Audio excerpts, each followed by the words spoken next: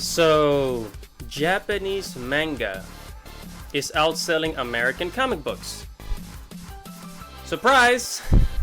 No, I am not surprised. Let's talk about it.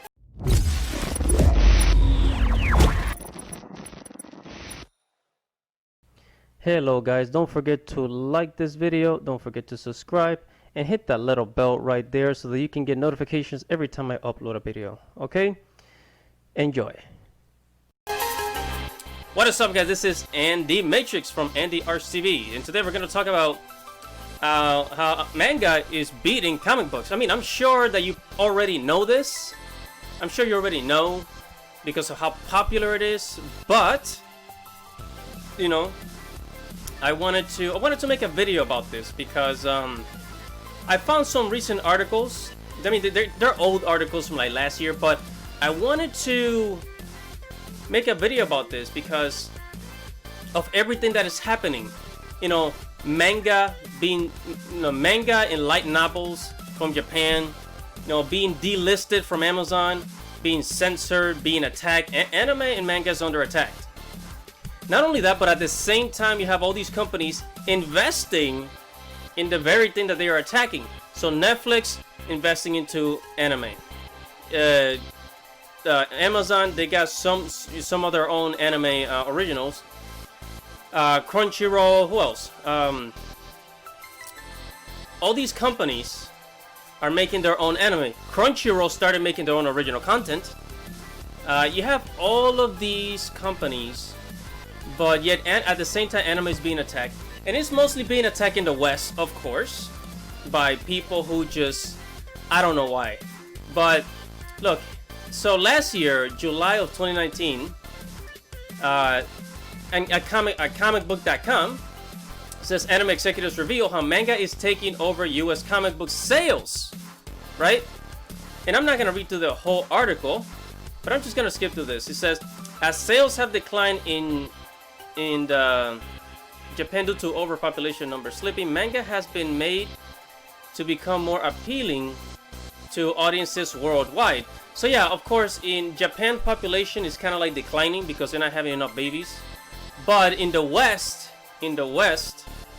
manga is this huge. It's huge. I mean, it's like the distribution of manga here. It's growing and growing and growing.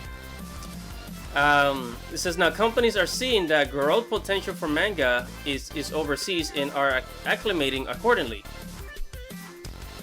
Now it says another really interesting phenomenon that is documented here is that executives discuss the fundamental changes that are now seen in anime and manga today versus 5 years ago.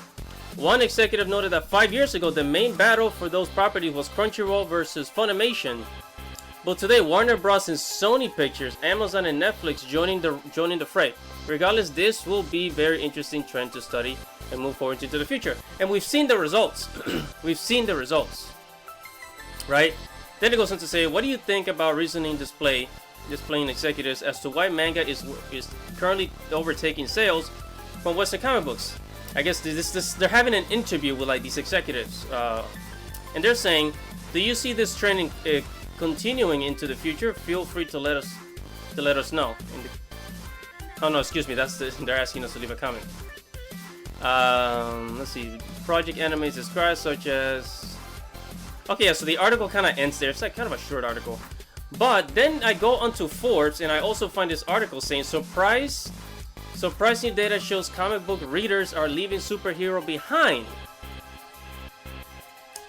and I'm gonna tell you why.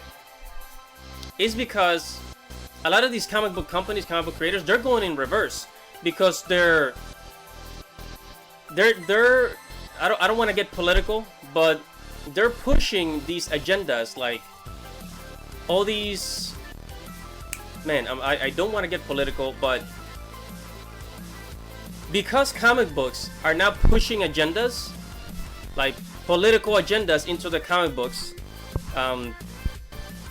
Along with Hollywood, whether it's, I don't know, multiculturalism, LGBT thing, feminism, and all these other agendas, a lot of comic book readers, they don't like that, okay?